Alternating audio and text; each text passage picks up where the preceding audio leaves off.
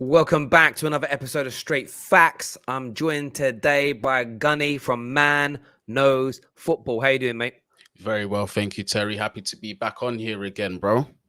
All good, and lots to delve into regarding Chelsea and Man United today. And we are going to have a bit of a chat about Arsenal as well, with an interesting story circulating around about them.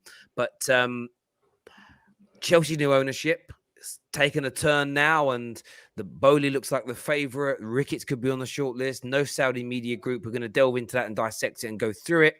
Man United may be missing out on Eric Ten Hag, which maybe 3 or 4 days ago didn't even seem plausible, but those rumors are now doing the rounds. We're going to touch on Bruno. We're going to touch on Haaland and have a bit of a chinwag about that. Viewers, you know what to do. Smash like buttons, subscribe to the Terrace, share the stream as well. Very, very important that you get that done.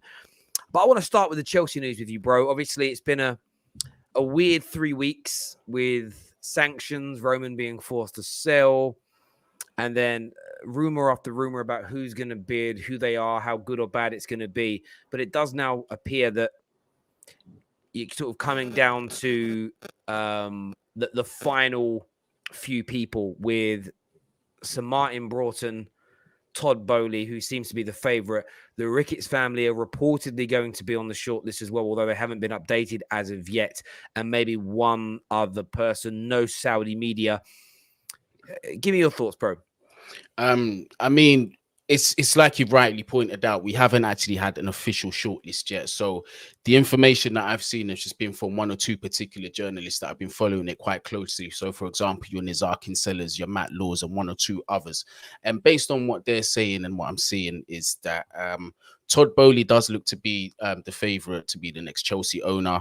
I believe so because when you look at the consortium that he's coming with, he doesn't seem to have any conflicts of interest. He seems to have a proper plan, and he also registered interest in Chelsea about 4 years ago. So this is not his first time coming into the club. So surely if he has already shown interest in the club, he already had a plan already. So it's really just about re-updating that plan, going back to the Rain Group and just getting things together. Now, you've got the other investors, for example, Sir Matthew Broughton. He's come in with a consortium, but the issue that might be with that is the conflict of interest because of the shareholders Josh Harris and David Blitzer, who own part of Crystal Palace, I believe it is. So that might slow down the process. So when you look at those, so when you look between those two, I'm going to talk about the Ricketts in a minute, but when you look between those two, it's really about who's set up and ready to go, because it was always said from the beginning of this process that the speed of the process will be a massive factor in deciding who's going to have the club, as well as agreeing to certain things in the project, in the sale.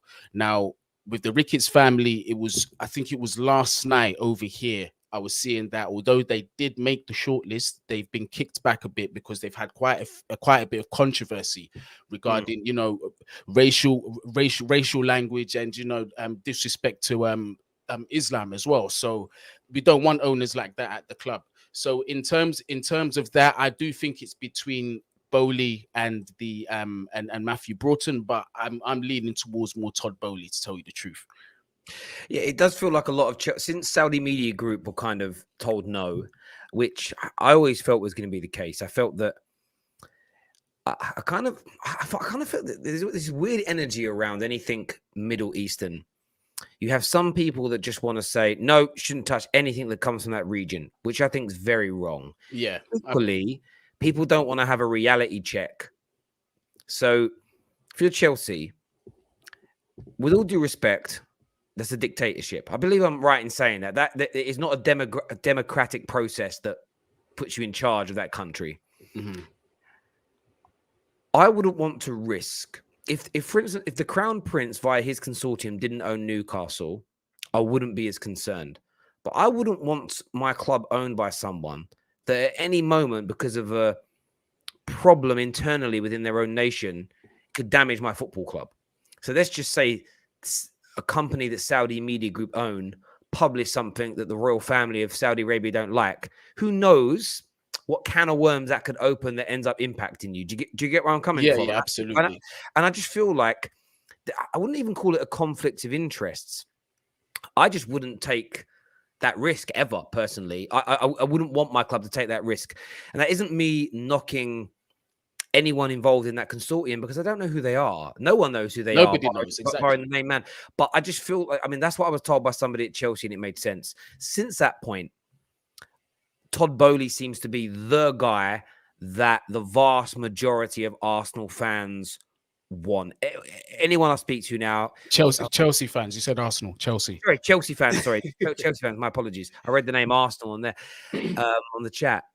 That appears to be who they want. You know, he's the way. You know, the LA Dodgers have done well. You know, 3 championships in the last 5 years that they've won in the Major Baseball League, whatever it is. I don't even know what the Major League Baseball, maybe MLB. Major League Baseball. That's the one. MLB, yeah, MLB. MLB.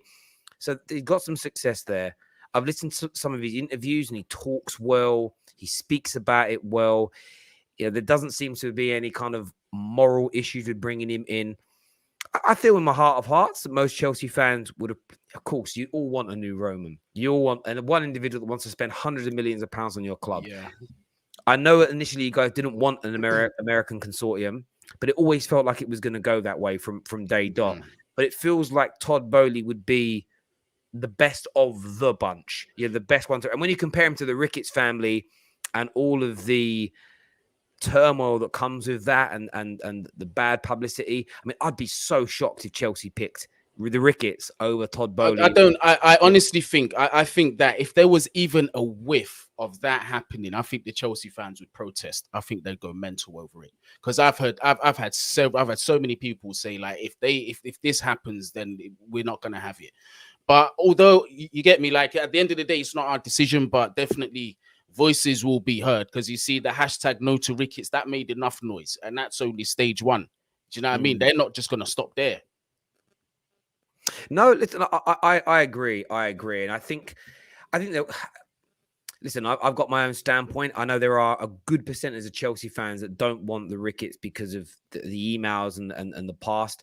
I feel there are some that are more concerned about how badly they're going to run the club. And I say that in the sense that that if those emails were exposed, but they had a brilliant track record of running sports clubs, I think some Chelsea fans would make the excuses. But I think the combination of the two things, there's just nowhere for them to go. And I'm surprised that they've even been shortlisted, to be honest, in the sense of, I can't quite understand why Chelsea Football Club are even listening to them right now. That's the one thing I'd say. I mean, and maybe they have to maybe there is a rule. They have to create a shortlist as part of the process and just throwing their name on there. Well, but here's the thing, Terry. It could be because, you know, they have an existing relationship with the Rain Group, who, as we know, are taking care of the entire process of Chelsea being sold. And apparently the Ricketts family have a very strong relationship with them. So that kind of bumped them up in the preference order. So, yeah, well, that kind of makes sense. In terms of getting the likes of Todd Boehly and the like in, Nick Candy's another name that's come up, but Chelsea fans seem to not like Nick Candy. Like, what's the rationale behind that in the Chelsea community? There's several things. I'll speak from my perspective. The first thing is that the way he came out, it just all seemed a bit messy. And if there's anything that we've learned on how Abramovich likes to deal with business, is that he goes about his business quietly and he respects quiet business. So that for me was already an alarm bell. Then there was the issue of the consortiums that he was coming in with. 1 minute it was one group, the next minute it was a South Korean group, the next minute it didn't materialize. And then there was just so much talking. And then you came to find that he didn't even have anywhere near the net worth to have a significant say in Chelsea Football Club. So he would have just been another Amanda Stovey over at Newcastle, just a mouthpiece for the people running the club. So it was just all messy. If that's all to be believed, it was just all messy. It just didn't really work out well. I don't think it wasn't very organized. Yeah, and something he did that bothered me, and I'm not even a Chelsea fan, was very much how it felt like he tried to throw Todd Boehly's consortium under the bus. It was very much like, oh, they've got a Tottenham fan is one of their senior members, Jonathan Goldstein, therefore our bid is better. And I don't know. Like, I understand you want Chelsea people in every position, but you think Marina supported Chelsea growing up? No, absolutely not. half your squad weren't supporting Chelsea as fans. Like these are professional people, and if they're picked to run a football club, if they're, I was saying to my friend of mine, I'm like, there's no way a multimillionaire like Goldstein, who's getting multimillionaire and billionaire friends to invest in this, is going to do all that just to make Chelsea crash and burn to get one over on them. He wouldn't damage his own reputation, lose millions of pounds of his own money, and ruin friendships and relationships that he needs outside of football for the sake of crashing Chelsea. It's a dumb notion. And I think Terry, the fact that you actually have to explain it is incredible to me. You know what I mean? It's ridiculous. Yeah, it just doesn't make sense in any way. In terms of yourself, if you get Boehly in, what do you feel or see the future looking like at Chelsea? If it's to be believed from the previous interviews that I've seen of him and his previous history with obviously the Dodgers in the MLB, then I'm not going to be too worried. But again, I don't really listen too much of what people say. I like to see action. Do you know what I mean? And one of the first things that's going to get me, and I'm sure a lot of the fan base on side when he steps into that club, is that he gives Thomas Tuchel two things. The reassurance is that he's going to stay as manager and he's going to get his backing. That's going to be the best way for him to start a relationship with the club, as well as building that bond between, the board and the fans. I think those three things are the most important thing for at least a good start at Chelsea Football Club. Yeah, no, I agree with you completely. He needs to do something along those lines to he needs to get those fans on board very early on. There's no doubt about it. Some super chats here says, if Boehly can bring in Michael Edwards, we're good.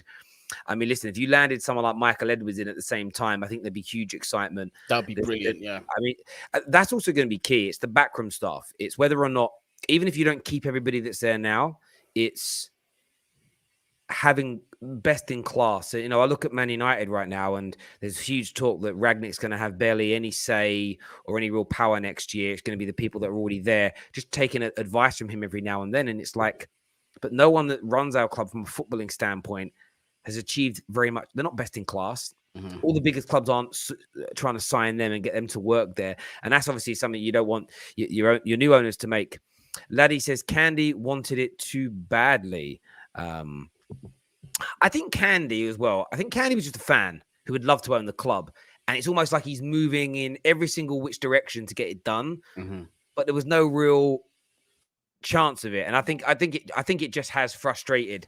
I think it has just frustrated him and Chelsea fans in the process. Boehly wanted to buy Chelsea since 2019. Does that also matter to you all, that he tried to buy you before this mess as well? It bodes well, 100%. I mean, it shows that this isn't just something that he saw as an opportunistic thing. He's shown previous interest when the club wasn't necessarily up for sale. So that shows that he's done his due diligence. He knows what he wants to do with the club, and that he was in fact serious about the first bid. So that can only mean a good thing. Yeah, no, I hear you on that completely, bro. I think I spoke about it on a video I did earlier on today, and I felt like it demonstrated to me, like, somebody that I listened to what he said about when they bought the LA Dodgers, and he said that it wasn't about buying a baseball team. It was about investing in LA. And I just think that sounds good. I think it feels good. I think it looks good. And I think that's something that Chelsea fans need to sort of take seriously into their considerations when you're looking at these types of deals, if that makes sense, is who wants to buy you and why do they want to buy you, and also what it even means, from a community standpoint, if that makes sense. And I think he's looking to do a lot of good stuff for Chelsea. They want to invest in the area. They want to keep growing the club. They want to take it to that next level. And I think that's, for me, I've always felt things that are massively key when it comes to ownership structures as well. Obviously now, like, there's been a long time, things have calmed down now. How do you feel like the future of Chelsea is going to be, though? Because it's going to be different than under Roman. Yeah. I know what Chelsea fans tweet. They tweet, we're going to be okay. They tweet, we're still going to compete. They tweet, we're still going to be the same team, same club. How do you feel, though? Do you feel like you will be, or do you think there might be an adjustment period? Could there be a drop-off period? Could you fall away from sort of title challenging, Champions League challenging, in your opinion? I think that the current situation on the conditions of the sale kind of safeguards us from certain things. So, for example, there has to be a guarantee of investment in the stadium. There is also something that says that there has to be a direct investment into the first team too. I'm not sure if that's a deal breaker or not if they don't do that, but I'm hearing it's like a gentleman's agreement sort of thing that will convince the buyers. So those things give me hope.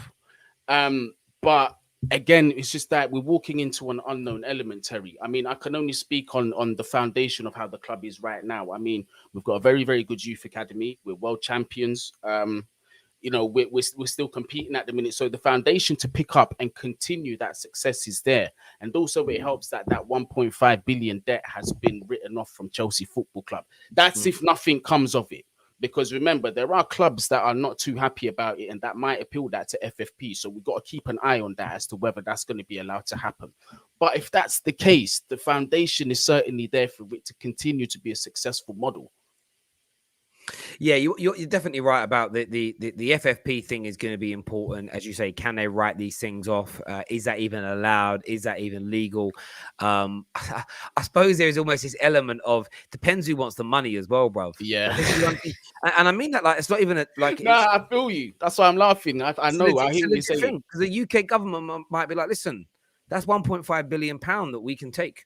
Yeah, they're sitting in Parliament like, boy, are you sure you want to let 1.5 billion go over to Ukraine or wherever when we can just that's a couple houses and one or two things, you know. You've only got to look at the situation with look at the situation with the tickets. So you guys can now sell tickets again.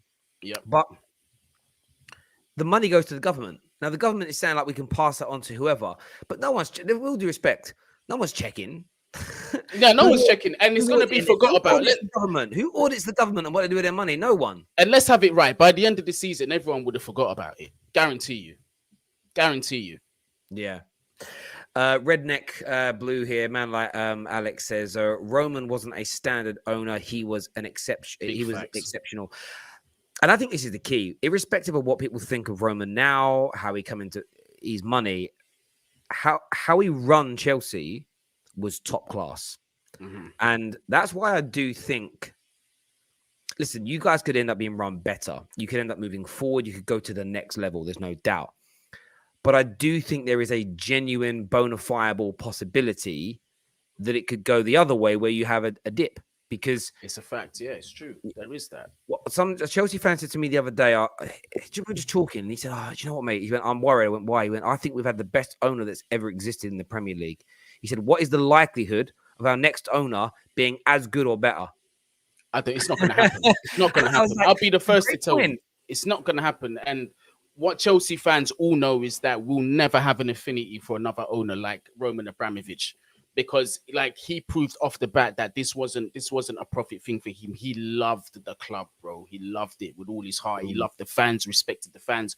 As soon as he came into the club, the impact that he made, he just went round all the local pubs and he said, I'm Roman Abramovich. I've just bought Chelsea. All of the locals here drink free. I'll be here at the end of the night to pick up the bill. I want to connect with the community. He done little things like that, not to mention during the pandemic, opening up the doors to Chelsea and his businesses and helping out the people. So he was real. Like it's to find something like that is almost utopian in this day and age. I don't see it happening. Yeah, no, I agree. And as I've said before, people will all have differences of opinions as to what they think about him and everything else. But in terms of running Chelsea Football Club, it's such a difficult act to follow. And I've said all along from the start of this process, no one really knows exactly what will or will not happen. It's impossible to know. Yeah. That's why I've kind of saying to Chelsea fans, don't expect it to be the same or better, 100%. Don't expect it to drop off 100%. Don't expect, during all the rumors, would he be sanctioned? Would he not? Don't think he won't be, but don't act like 100% he will be because we just don't know. I think it's all about kind of being balanced, staying relaxed and seeing what comes down the line. But Todd Boehly certainly looks like the right type of individual to bring in and to kind of have his say in relation to that. Now, changing the subject, but staying in London, I'm seeing trending across social media today, Erling Haaland to Arsenal. Legitimately, I'm not even making this up, viewers and listeners. If you're listening on the podcast, I'm seeing it everywhere. And it was actually discussed in our studio last night. One of the lads, Casey, that came in, he was talking about it, and I was like, okay, cool, this is great. He was like, yeah, but I think this could seriously happen. And I'm like, why do you think it can seriously happen? And essentially, they just feel like if they make the Champions League, this is bona fiable, this is genuine, and this could happen. I don't know about you, brother. I don't know about you. I can't speak for you, but do you think Arsenal, if they were to make, and this here actually, what I'm going to put up on the screen is AFTV shared this. This was their post this morning. The rumor was him across. When I read the replies, some people are taking them, look, sort of having a pop at the post and saying you're having a joke, but it seems to be quite a lot of Arsenal fans who seem to think there's a distinct possibility this could happen. Like, what's your take, brother? I don't see it happening. If we're being completely honest with you, I don't see it happening for so many more than one reasons. Because listen, Real Madrid are seriously interested in him, and I think that's where he's going. I think Mbappe and him will end up there. Then if it's not going to be Real Madrid, we already see Manchester City are seriously interested in him. The level of talent that this guy is, he's going to go to a team that's going to be winning trophies season in, season out. Arsenal are just not at that level yet. And I even think, in my opinion, Erling Haaland is not going to take them to that level next season to be winning the title anyway. They need a hell of a lot more than him to continue. But it's just like, why would he pick Arsenal from a footballing perspective? Why would he pick Arsenal when he's got the pick of the bunch? There's that. And then there's also, we're forgetting that it's 75 million is the release clause. Yeah. How much is he going to be asking for a week? And do you know who his agent is?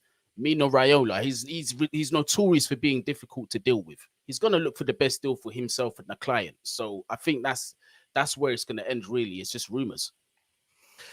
Yeah, look, for me, I kind of look at it along the list. I know Arsenal are in growth mode.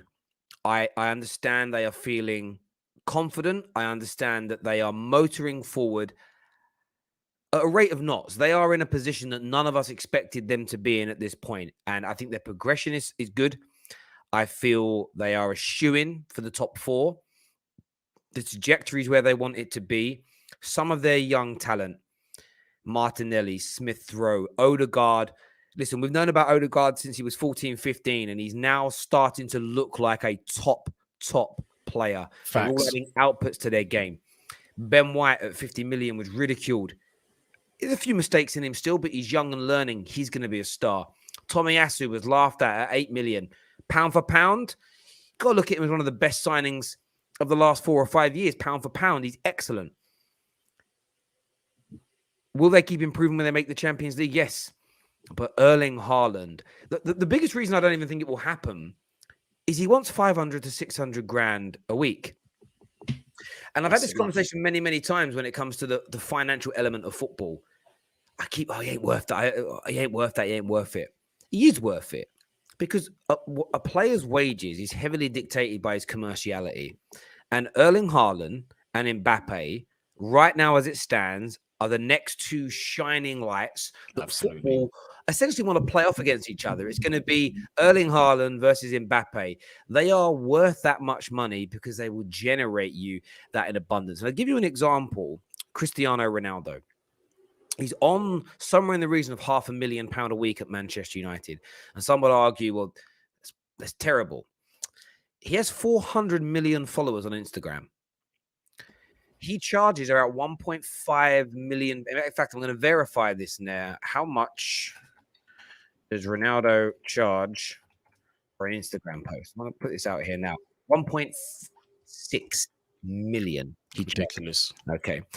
I counted a few weeks ago. Since he's been back at Man United, he has posted pictures of himself and or his children in various Man United kits, the badge, the brand, the sponsors, 47 times. 47 times. So you add that up, right? Just very quickly at his normal rate. 1.6 million times 47 times. £75 million worth of marketing Man United have had this year alone. You divide that by 52 weeks, that's about £1.4 million a week. So when you're obviously you get it at a discounted rate because you're paying him his wages and everything else. The point is he's worth that much financially to the club because he's reach. That the badge being out there, the subliminal advertising is there. How many people are buying Man United merch, sponsors products because they see it via his post? And this is the thing. But I'll bring this back around to Arsenal.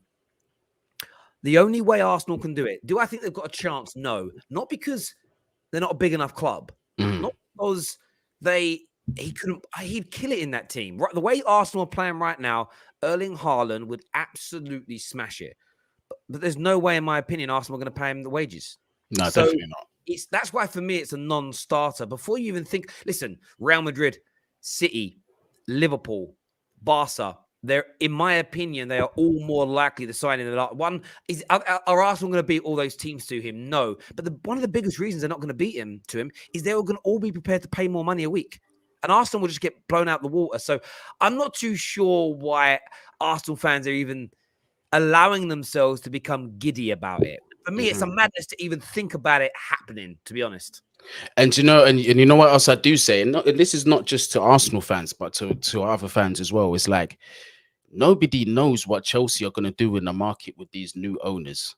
No one knows. So you never know. It might be a thing where we get taken over, and then if Todd Boehly brings his ambition to Chelsea Football Club, he might throw his name in the hat and say, as my first signing, I want to try and get Erling Haaland. If I can't get him, I want to try and get somebody, a statement kind of signing. So you get me? We've seen in different summers how one team can affect a whole transfer market and dominoes just fall from a transfer. So I wouldn't rule us out too quickly. I think this summer's going to be really interesting.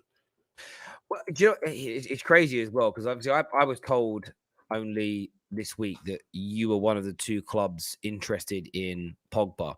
Wow. And you know, a little while ago, during the tweets and things I put out, no, you're an idiot, Terry. We can't buy anybody. So are you stupid? Do you actually think Chelsea have stopped all transfer operations? Do you think they don't even? I know they're not allowed to. Yeah. But they won't be doing. Sometimes I think football fans have got to listen to content and read content more. Football clubs don't even do the work themselves primarily. They pay intermediaries to do it. So they will speak to Chelsea Football Club right now. Will speak to intermediaries and go, right, we know we can't pay you right now, but go and do the work. And once we get a new owner, we'll pay you. The intermediaries are going to go and do it. It's for me to act like Chelsea have just been sitting there doing nothing. Exactly. It's ridiculous. For the past 3 to 4 weeks in any capacity anywhere is an abomination of an opinion. And Chelsea definitely have an opportunity there with Haaland as well. I just can't. I sometimes want to say this to Gooners. I've been so complimentary of their progression, but they always go too far. They always go one step too far all the time. And I don't understand it. It's like, why are you doing it? Where'd the rumor even come from? I haven't even seen it anywhere. I see AFTV post it, and what? Could Haaland be an option for Arsenal if they qualify for the Champions League? The amount of people, this Gooner here says, very possible. We have everything to offer him. We have the best young squad in Europe, Champions League qualifications. And we've got more history than most of our British competitors, English competitors. And I'm like, that's a real fault from a real person. It's mad. That's hilarious, bro. I don't know what it is, Terry. I've been going to. I went to school in North London, full of Arsenal fans when Arsenal were good. So this is nothing new, bruv. Yeah, but this here, and when you look at things in context, Terry, no disrespect to him, because I've said several times on League on the show, and you don't always agree with me. I've said to him several times, I think that there's been a marked improvement in your football. I think you've improved. Granted, you're playing one competition this season right now, but there's still an improvement. But there's still that to take into consideration. There's so many steps behind. And even like before Erling Haaland, I feel that there's other issues that they need to address. Because now you sign Erling Haaland, you've got 600k a week on this one player. How's that going to affect the rest of your squad where you need to plug the holes? Are you just going to leave them open? Is it going to be another Arsene Wenger situation where you buy everything everywhere else except the position that you need, and then you're not winning titles because of it? You see? So it's more than just that, I think. Mate, I couldn't agree with you more. And look, if they go for it, I'll applaud the ambition. There's a comment here about it that says, as a player, I can't. Because as a player, he'll massively upgrade us. Jersey sales will go through the roof. He must be American. Our football scoring output will improve. Our popularity and our chance of the Premier League and Champions League will elevate massively. It would be great business to spend whatever it takes to bring him in on wages, and he'll pay a lot of it himself. I'm someone who's backing this move from Arsenal. It's almost like man's talking like it's going to happen, and I don't mean to be rude. If it does happen, then fair enough. But yeah, I very, very much doubt that Haaland will go anywhere near them at all right now. Redneck here says a gal has a bot company, and maybe a gal started the rumor. Is what you're saying. Haaland to Arsenal don't make me laugh, is what this City fan has got to say. Yeah, Terry, there's also the fact that you give him 600k a week. Now, the next target that you're going to want to sign is going to say he's getting 600k a week. I want 300. And then you've got players in that team that say, oh, actually, hold on. I'm Gabriel Martinelli. I'm one of the best young players coming up at the minute. I want 250k. You're paying him 600k. Give me 250. Saka. Oh, whoa. I'm English. I've got that English tax. I've been performing this season. Clubs want me. I'm coming towards the end of my contract. I want 300k. 250. So these are things that can happen from that. And the way structure can just go completely left. Mate, I hear you completely. I think it's a madness.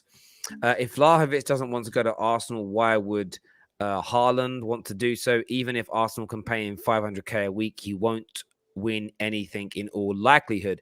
In fairness, though, I think Vlahovic made a mistake going to Juve and not Arsenal. I think Arsenal in 2 years' time are going to be a better team than Juve, as in that much. Not historically, that's not even a debate. But I'm talking in terms of Arsenal would be a better team in Juve in 2 years' time if they continue in this trajectory. Yes. But I do get your point. The Premier League teams are so strong anyway. Like Arsenal would have knocked out Atletico 2 weeks ago.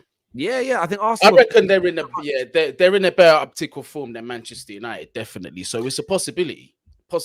Definitely. Terry, you must be taking the piss when you speak about Arsenal. They are so far behind title challenges. It's not funny. Haaland to Arsenal, bro. I didn't make the rumor up. It's not me. I'm putting it out there because I want to get Gunny's opinion. I want your viewers' opinion on this. That's it. Like I didn't make it up. I would never. No serious gooner thinks Haaland is coming to Arsenal. We just like twerking for other fan bases. Reggie Perry. I can't confirm or deny. This is Mo and Haaland. Martin Odegaard and Haaland together this week. Haaland just said to TV2 that the project and development is more important than money in his next transfer, but never Chelsea. So Harold here sounds like he's backing it, like it could happen. Okay. Well, let's see if it happens. But I'm still gonna I'd put my money on Real Madrid. I see it happening. Well, I think Real Madrid are interesting, especially, look, Barca's resurgence again has thrown a spanner into everybody's transfer works. Mm-hmm. Because I think a lot of people felt as though Barca were going to have a 3 or 4 year period in the doldrums. And yes, Xavi's done a great job, but it's the internal things. But no one realizes remember Jordi Cruyff who played for Man United? Yep.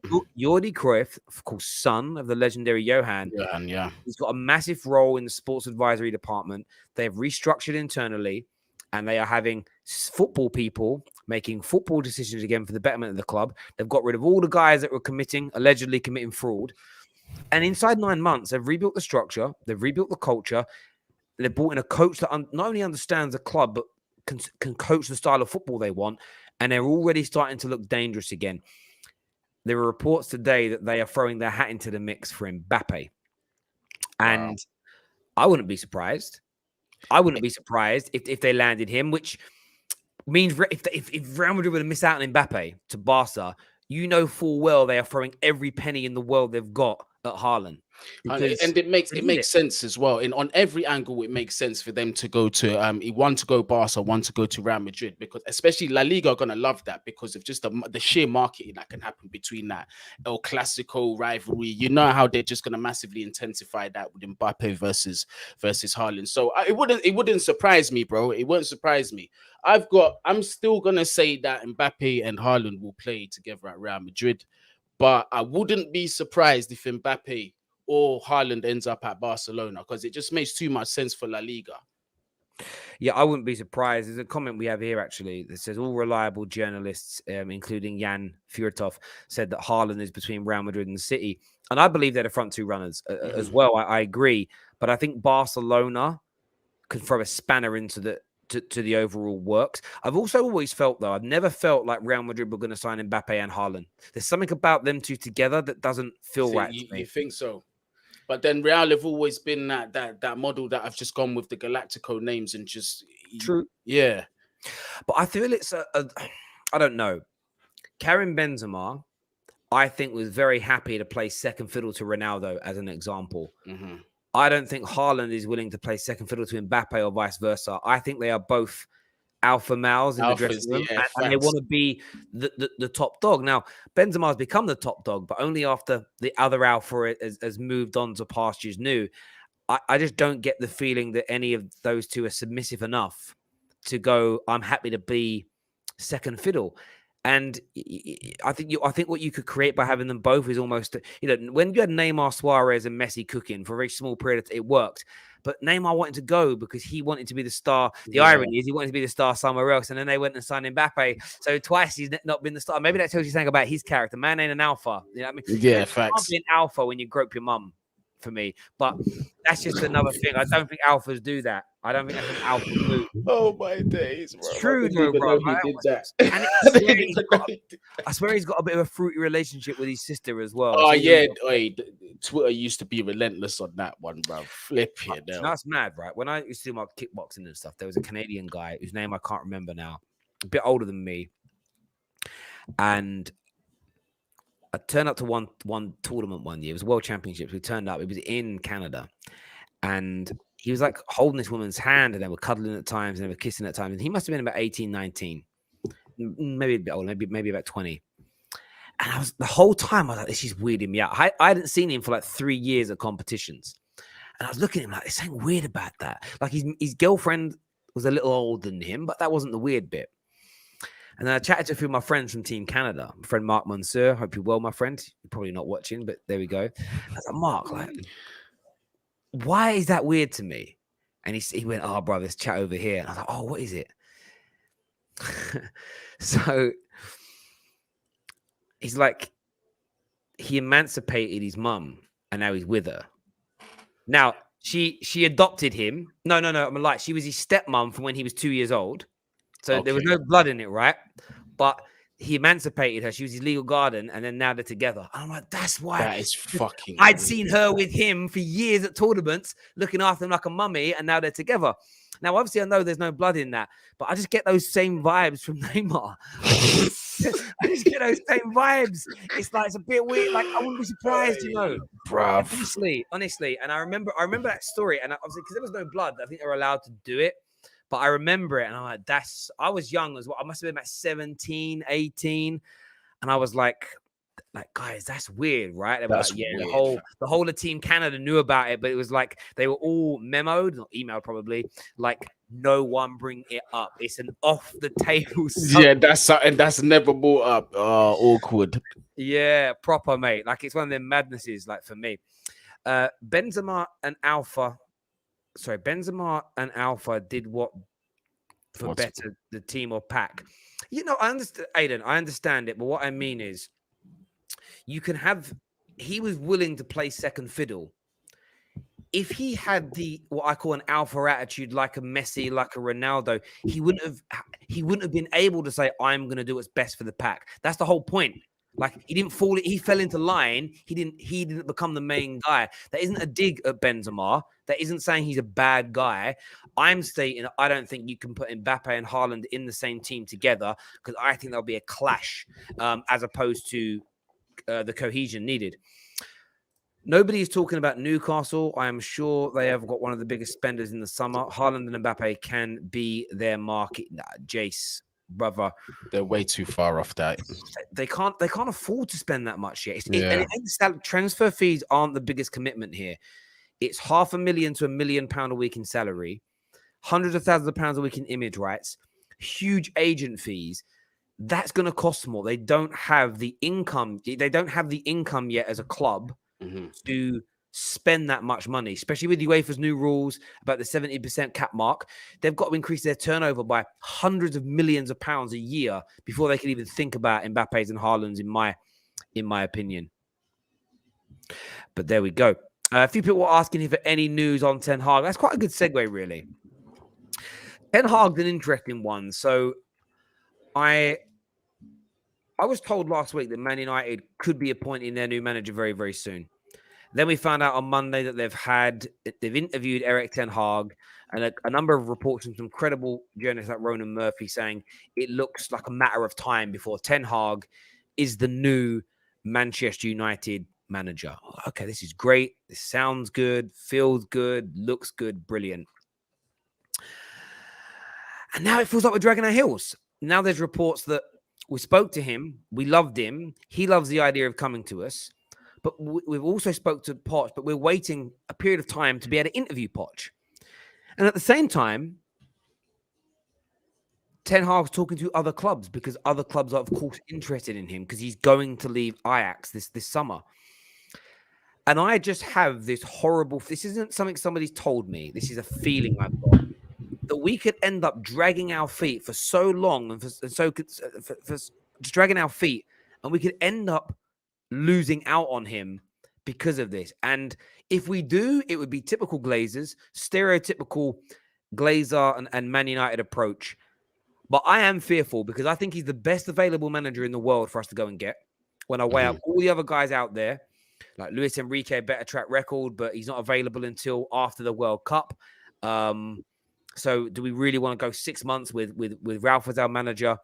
You've got who's the Sevilla manager? Lopetegui. Yeah, him. I can't even say it. That's why I couldn't. It's him. I'm not overly convinced as of yet. You've got Poch. I don't want anywhere near the club. I just get this feeling of like when you see like journalists go from it looks really good to it could be announced in the next days or weeks, and then you hear he's talking to other clubs. It's like, why are Man United even allowing him to talk to other damn clubs? This is crazy. Yeah. It's crazy. And I know some people, including Gary Neville, want Poch at Man United, but we need to make our mind up and go. How are we practically in April and we don't know who the hell we want? It's mad. No, it's ridiculous. But then it's the structure at your club is who's in charge of this hiring process? Who's your director of football? Like, look at their track record. This isn't the first time Man United dragged their heels over certain things.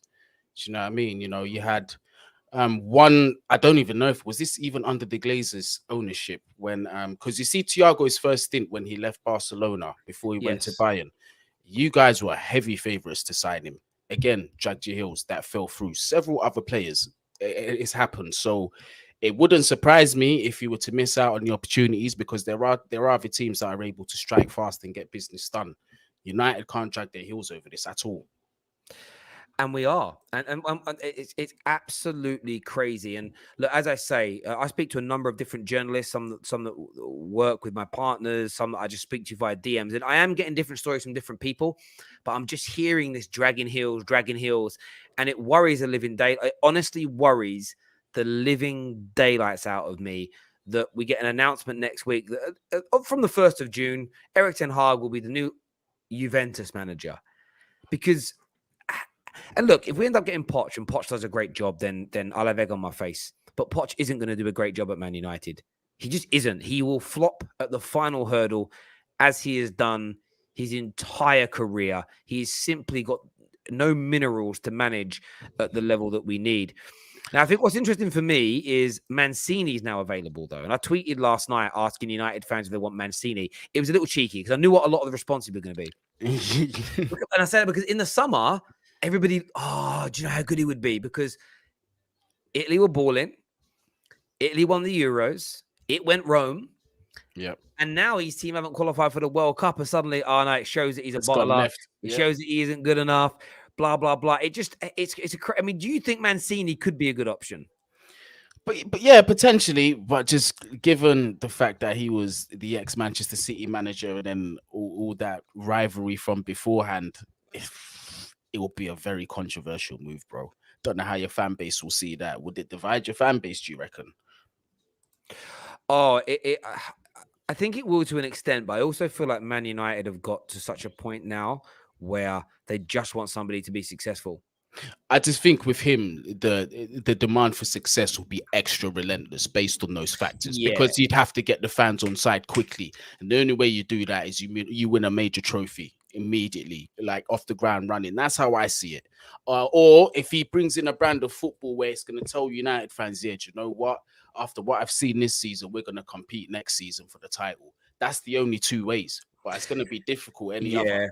I agree. David here says, hell no. Another one, Terry, why do you hate Poch? Is from Rising Baller. I don't hate Poch. I just don't think he's good enough for Man United. I think he will flop at the final hurdle, and we need better than that. It's not a dig at him. Like, wanting better than him isn't hating on him. It's just me caring more about my club than about Poch. No comparable situation to a long-term manager leaving a club in modern-day football. Maybe what Arsenal and United have been through is a natural fallout. Are big clubs automatically entitled to success?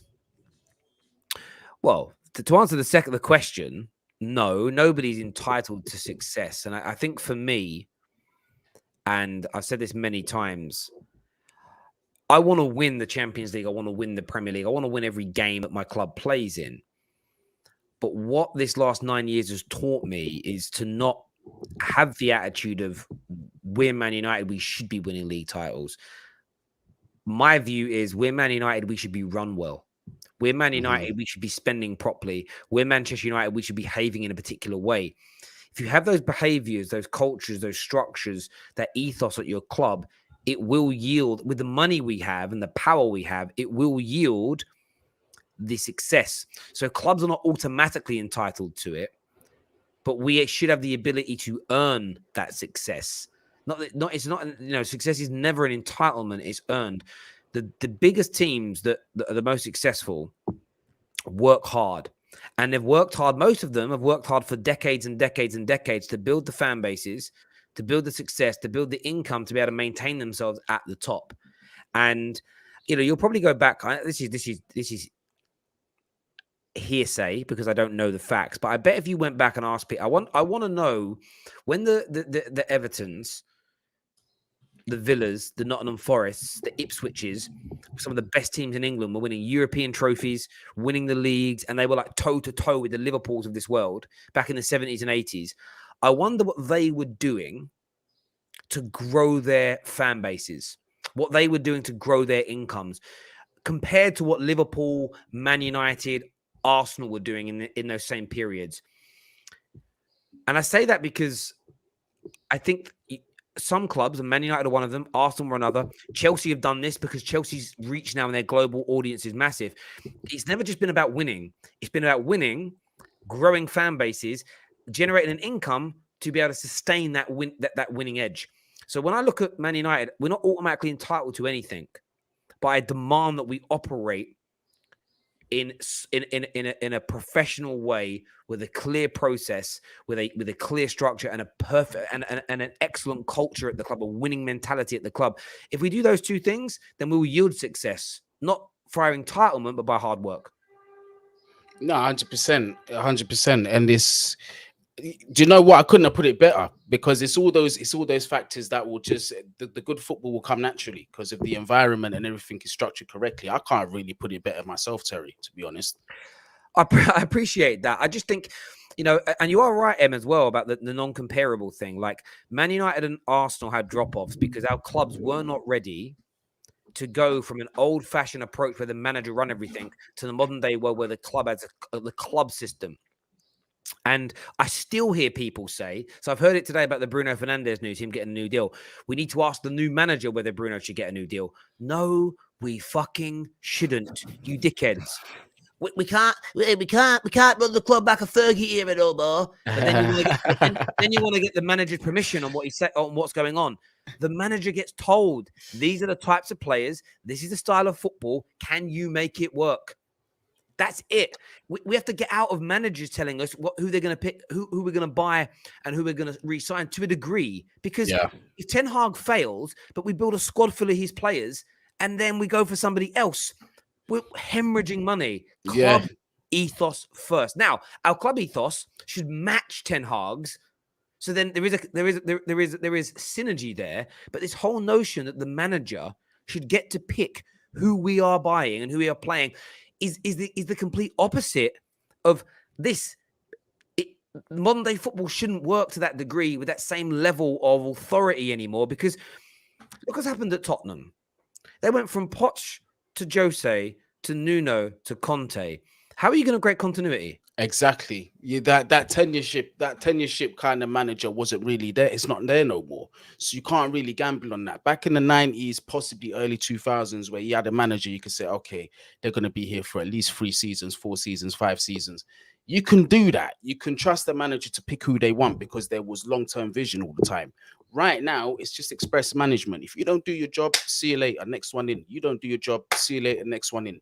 I say that to say this because Chelsea we found ourselves in a similar situation. And how it's rearing its ugly head now is our wage structure is all over the place. It's crazy. Do you know what I mean? Certain players who should be getting certain money are getting money way below players who don't have as much talent as them. It becomes a mess. It's a whole big mess. No, I agree completely. And listen, of course, you get Eric Ten Hag's opinion on things, but the way you do it is Ten Hag matches the club's philosophy. Therefore, there should be a synergy across tactics, training methods, attitudes, culture, behavior, methodology, and style of player and types of player wanted. That's how you get it right. For me, Man City is so well run. Liverpool is so well run in comparison to us, as in Man United. When Poch and Klopp leaves, there's no way City are going to go from Pep with their squad. Let's say they drop another £300 million on players between now and when Pep leaves in 2 years. Sitting there with a £1.3 billion valued squad to place Pep-esque football that matches everything they wanted their club to be. You're telling me their next manager is going to be Diego fucking Simeone? Yeah, exactly. That's just not who they're going to go for. But that's what Man United do. That's what Tottenham have done. It's almost like even Chelsea as well. We've done that. Well, I get. Yeah, you mean you guys did, and I think you guys went through that period where you went to Conte to Sarri. I always felt sorry for Sarri because Conte to Sarri is the biggest culture shock and change you're ever going to go through. Exactly. And then he probably didn't get long enough. But then like Lampard to Tuchel, I think is actually a good progression move. Yeah, because I don't think there are huge differences. Tuchel is just a superior manager, coach, and communicator, and made it make. When I listen to a lot of Chelsea fans talk about their time on the Lampard, it sounded to me like we just didn't quite know what Lampard wanted us to do. Yeah, Lampard had no plan B as well, man. Whereas Thomas Tuchel, you look at him, he identifies things in the game, and he'll switch up the tactics within the game without even having to make a sub. The formation might change, or someone might move here. You know how Tuchel is; he's a genius. Yeah, no, I completely agree with you. The comment here that says big up Matt from Real Gems says big up man knows football. First of all, I thought that said Monday Night Football, and I was like, it's Friday, bruv. And then I realized it was you. Terry, I showed my nan your video about the transplant. Now she wants to get a breast transplant. Can you talk her out of it, please? She's 79. Bruv, if your nan wants to get a nice little double D done, brother, encourage her if that makes her happy. Send me some shots afterwards. Let me know how it goes. All right, Haaland is a younger version of Lukaku. No, that's disrespect. Cuz don't say that about Haaland. You can't do that. I'm not even saying Lukaku is a bad player. I will not sit here and say that he is, but Haaland is way more technically superior than Lukaku. Easy. Yeah, without a shadow of a doubt, he is. David here, one of our members, says, Terry, bro, how excited would it be Ten Hag working with these youngsters coming through? Mengi, Ethan Laird, Williams, Garner, Kobe, yeah, listen, all of them, Hannibal, Igba, all of them, Charlie Savage. There's lots, and I would be excited about the idea of that. I'm also intrigued to know which of our players he would be able to get a tune out of, because I still think Man United got some very good players in their squad. I'll be excited to see him work with Fred. I'd be excited to see him with Bruno. I'd be excited to see him maybe with Donny, Van der Beek. I'd love to just see what he can do. Martial, maybe Rashford. There are players there that I think he could. I think I'd like to see what Ten Hag would do with Ethan Laird and Garnacho as well. Those two players. Yeah, I don't know too much about Garnacho, but yeah, definitely him. And of course, you've got Hannibal in the Man United, you Franks, who's very talented. So I'd love to see something there as well. And look, I'm at a point where I'd rather us develop one or two more of these players than drop 150 million pounds on new players. I'm just at a point where I'm almost not excited about very many signings anymore because all our signings flop. Yeah, it's similar with Chelsea. I was actually speaking to Matisse about this the other week. He was just like, do you know what? The time of spending 90 million, 100 million and all that on the players, he's not really with it no more. But we're in a position where we can look at Cobham and say, yo, bring up one or two that might be able to step up to the level and work well for the system, rather than just shoehorning in 100 million signing and hoping it's going to work. Then you have a situation like you do with Lukaku right now. We've had several of those. So I'm on that side as well, too. I wouldn't mind seeing Chelsea next season bringing in Broya to learn that role, to back up Kai Havertz if Lukaku's not going to be there. And the thing with it is, like, Ethan Laird can't be any worse than AWB. We had this, and I don't like to mention him so much on the Terrace anymore, but it's hard not to. When we promoted Mason Greenwood to the first team, and he's essentially was the replacement of Alexis Sanchez, the media were like, well, how's he going to replace him? I'm like, bruv, Sanchez scored 5 goals in 18 months. As long as he scores 6 goals this season, he's done better. Yeah. Like, he did a lot better. He was at the highest scoring teenager in the top leagues in Europe. Obviously, he's gone now and he's cancelled, but like, sometimes you can get more bang for your buck, and there's much more time. Fans are more patient and everything else. M here says, agree, but clubs always want a culture. Fergie created one. Maybe successors have been humble enough to buy into it, hence where United are now. Do you know what, M? Fergie did create everything we need to create. This is what annoys me with this conversation. People go, it's the Fergie era is old. We've got to do something new. No, we have to create what Fergie did. But it can't be led by the manager. It has to be led by the club. So when the manager moves, because we're not going to have a manager for 25 years. So when the manager leaves, even look at, Pep and Klopp have been at Liverpool quite a long time. Pep and Klopp in the modern day era are long-term managers. More than 5 years is long-term in the modern day world. Even if someone says 7 or 8 years, you can't live in Liverpool. If Liverpool and City's everything is built on what Pep and Klopp do, and they don't adopt it as a club at the very least, or they haven't already adopted it as a club, and when it walks out the door, they go, right, we'll start again. They will both fall off like you've never seen before because everything falls apart. They won't. They will keep continuity in some way, shape, or form. It won't. It's honestly, I hear what you're saying, bro. We do need to create a Fergie-like culture again, but it's got to be club-led and not led by one individual. That when he leaves and takes that culture or attitude or energy elsewhere, you're not falling behind. That's what you need to do, my man, especially if it works. And listen, the managers will teach you things. Klopp has definitely taught Liverpool things. Pep's definitely taught Man City things. But you adapt and take, and then you maintain it. You don't. It's one of the biggest mistakes David Moyes made. David Moyes got rid of all of Fergie's backroom staff, a lot of Fergie's scouts, a lot of the football people. Man United allowing that to happen is part of the reason we're here. It should have been, no, Moisey, you're coming in, but we're keeping continuity with the Fergie way. And then what you should have done over a 5-6 year period is just elevated from what Fergie was doing into the modern day world, but with a slow change and integration. That's exactly. And that's the key word there. It's just that, just having them, the old guard there to sort of stabilize the ship and sort of ease the transition. You're right. Him doing that, because I remember reading that as well, and I was thinking, why would you do that? Especially with the club that, no disrespect to Everton, but the club that you're coming from, and you're going up to big Manchester United after Sir Alex Ferguson, bro, and you just want to gut out the staff. Are you sure that's the right thing to do? So yeah, I fully agree. Yeah, M says here, that was my point, Terry. 2 managers are too eager to reset and put their own stamp on the club. Exactly. And of course they can put this. It's very hard. It's a very hard conversation to have because people are so polarized and binary in this world now. It's like, well, you're saying a new manager can't make his own stamp. Yes. but to a degree. If you change what was happening every time we brought a new manager in, new training, new style, new systems, new players, new coaches, LVG was like, yeah, senior players and the younger players can't sit together. Coaches and players don't sit together in the dressing room, in the dining areas.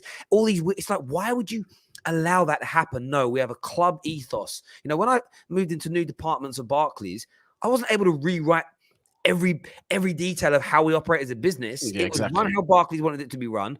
I could have my personal elements to it as long as I was achieving the club's the business's standards. Yeah. And that's what United have got to get right. And it isn't hard because all the best clubs, all the best sports teams, all the best businesses, all the best schools, all the best colleges, all the best families in the world, everyone operates like that.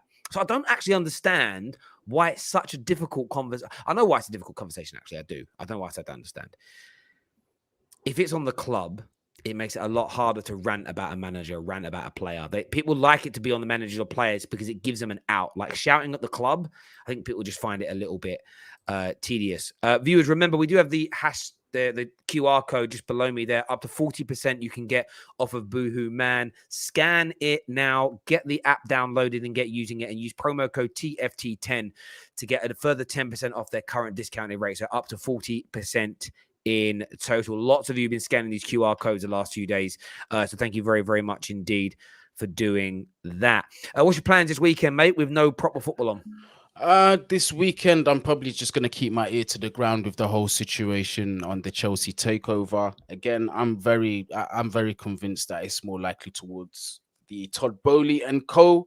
So we just have to see what happens over the next few days, man. Going to keep an eye on England. We're playing tomorrow, right? Yeah, we are playing tomorrow. Yeah, we're playing tomorrow. So I might do a little something on that. But as of today, I think this might be it, or I might do an interactive live with the people them later on, just to get the people's thoughts on my channel. Yeah. No worries, but do you know what? It's generally an international break. The first Saturday until about the Tuesday, I despise because I just feel like there's nothing happening. I get bored with no football, and even like England's games are just friendlies. They're not even bloody competitive. But there we go. Man like Gal, how's it going, brother? Hope you are good. Everyone who's tuned in, thank you. I really do appreciate it. Please make sure you smash that like button before you leave. Make sure you're subscribing to me. Go check out Man Knows Football. That's on the road to 10,000 subscribers over there. So go and get that done. Check out the QR code when you finish here as well. But until next time, people, take care. We've got a big debate show coming out later as well, about 7 o'clock. Who is going to make it into the top 4 is out. We've got more coming next week. Who's winning the Champions League? Flops of the season. And some really good debates being filmed tomorrow as well, all in the studio. So until next time, people, take care. Goodbye. God bless. And we'll see you all again very